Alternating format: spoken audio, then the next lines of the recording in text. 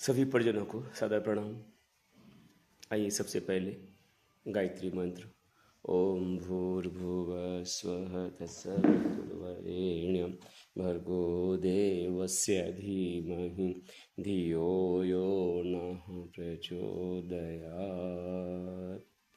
आज का विशेष विषय है हर व्यक्ति के अंदर, हर माँ बाप के अंदर और शायद हर संतान के अंदर कुछ कॉमन प्रश्न पैदा होते हैं। आज उन पर हम थोड़ा सा विचार करेंगे। सबसे पहले, जब संतान बड़ी होती है और संतान जब अपने पाँव पर खड़े होने के रास्ते पर चल देती है, उसका विवाह शादी संपन्न हो जाता है, नौकरी रोजी रोजगार वह जब करना शुरू कर देता है, तो कभी ना कभी हर माँ बाप के अंदर एक प्रश्न पैदा होता है, एक असमंजस पैदा होता है, या फिर यूँ कहें एक शिकायत पैदा होती है कि हमारा बेटा पहले जैसा नहीं रहा, हमारे बेटे के अंदर परिवर्तन आ गया है। जितनी आत्मीयता थी अब वो ख़त्म हो गई है, जितने गहरे संबंध थे अब उसमें बहुत ज़्यादा गहराई रह नहीं गई है। इस तरह से माँ बाप कल्पनाओं को लेकर अंदर ही अंदर बहुत दुखी और आहत होते दिखाई देते हैं। लेकिन ये एक पक्ष है। दूसरा पक्ष संतान की तरफ से भी आप देखें।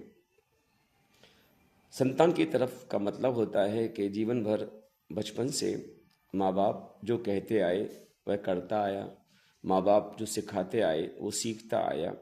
बहुत सी चीज़ें ऐसी थी, बच्चे की चाह कुछ और थी, लेकिन माँ बाप के कारण, माँ बाप की खुशी के कारण, माँ बाप के भय के कारण, माँ बाप के आज्ञा के कारण उसको वो सब करना पड़ा जो खुद नहीं चाहता था। तो कहीं ना कहीं ये द्वंद्व वहीं से शुरू हो गया था। और जब बच्चा बड़ा होता है तो क्या प्रेम खत्म हो जाता है? नहीं, प्रेम खत्म नहीं होता। माँ बाप प्रेम चाहते हैं, लेकिन माँ बाप को ये नहीं मालूम पड़ता कि प्रेम अपेक्षाओं में जब बदल जाता है, प्रेम के कारण जो अपेक्षाएं पैदा होती हैं वो अपेक्षाएं दरअसल दोनों के बीच में एक दूरियां पैदा करती हैं। तो आइए हम इस बात पर विचार करें। अपेक्षा है क्या? माँ बाप चाहते हैं बेटा बड़ा हो जाएगा तो वो क्या करेगा? हमारी सेवा करेगा, है ना। आज तक हमारी बात मानता आया है, हमने जो कहा वो करता आया है, तो आगे भी वही करेगा, है ना। ये अपेक्षाएं होती हैं। बड़ा हो गया है लेकिन अब हमारे दिन अच्छे आने वाले हैं, क्योंकि आज तक हम पर वो डिपेंड था, अब धीमे धीमे हम उस पर डिपेंड हो जाएंगे, तो वो हमारे अनुसार चलेगा और हमें सुख और देगा। और निश्चित रूप से और ये जो भाव पैदा हो रहा है ये सहज है, इसमें कोई विशिष्ट अतिशयोक्ति नहीं है। लेकिन सच नहीं है। ये सच क्या है?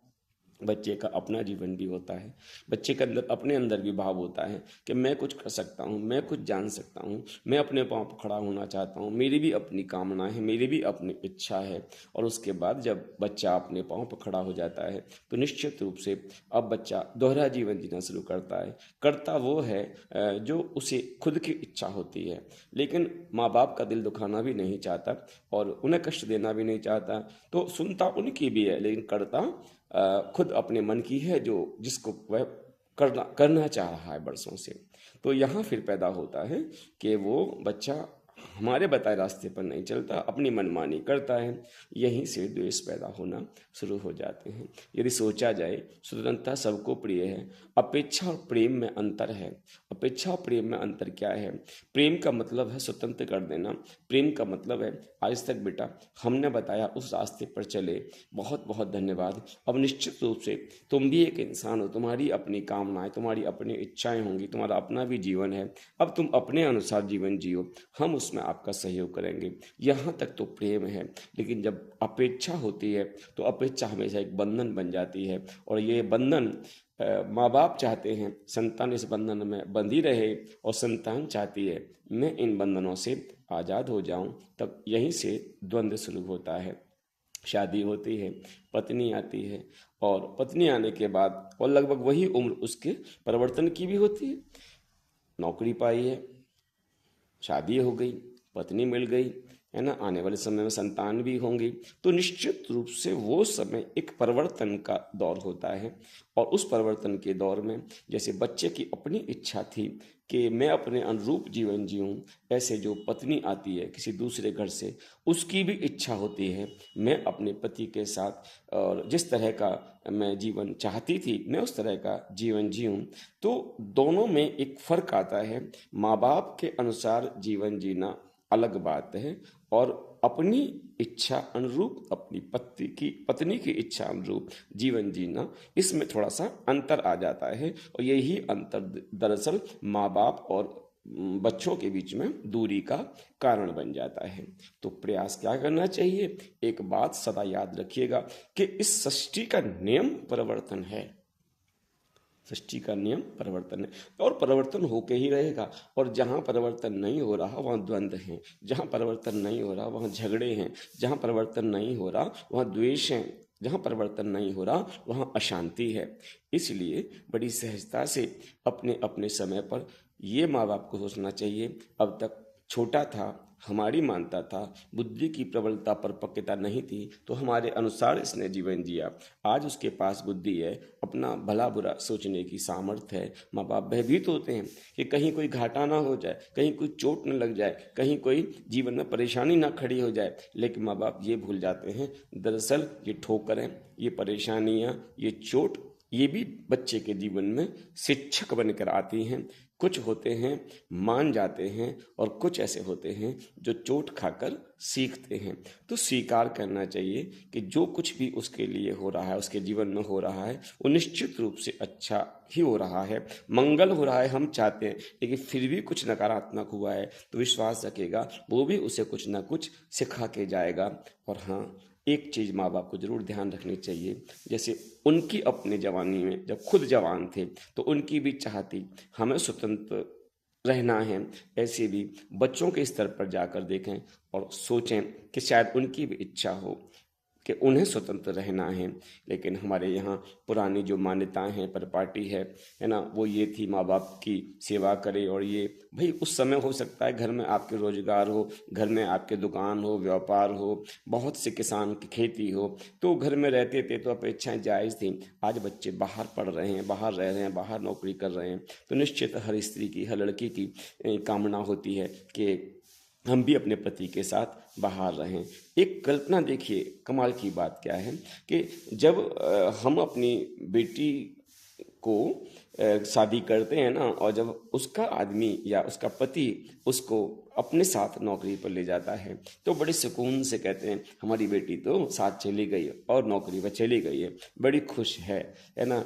और जब हमारी बहू घर में हो और वो कहीं जाने की बात करे, वो उसका पति उसे ले जाने की बात कहे, है ना, तो अंदर घबराहट पैदा होती है। अरे हमारे बुढ़ापे का क्या होगा, अरे नाती पोते खिलाने की हमारी उम्र थी, वो क्या होगा, हम अकेले रह जाएंगे, हमारी देखभाल कौन करेगा।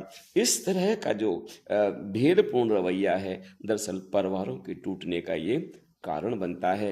इसलिए आप लोग इस बात को समझ लीजिए कि दोनों पक्ष में कोई किसी का बुरा नहीं चाहता, लेकिन दोनों एक दूसरे के स्तर पर आकर सुनना, सोचना और समझना नहीं चाहते। इसलिए भ्रांतियां पैदा होती हैं, इसलिए शिकायतें पैदा होती हैं। और हाँ, जो कुछ बदल रहा है, माँ बाप के प्रति जो बदल रहा है, तो बच्चा जान ले कि परिवर्तन संसार का नियम है, और ये सोचकर सुकून और शांति महसूस करे।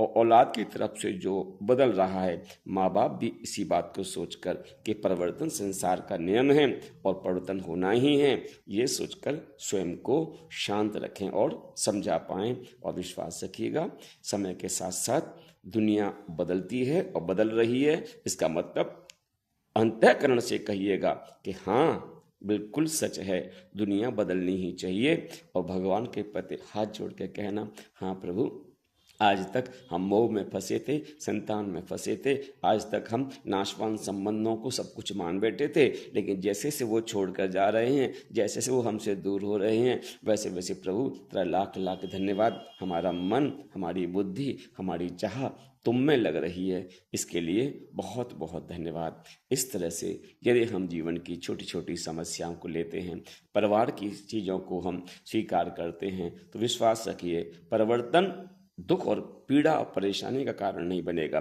परिवर्तन शाश्वत परमात्मा के प्रत्यक्ष करने का कारण बनेगा।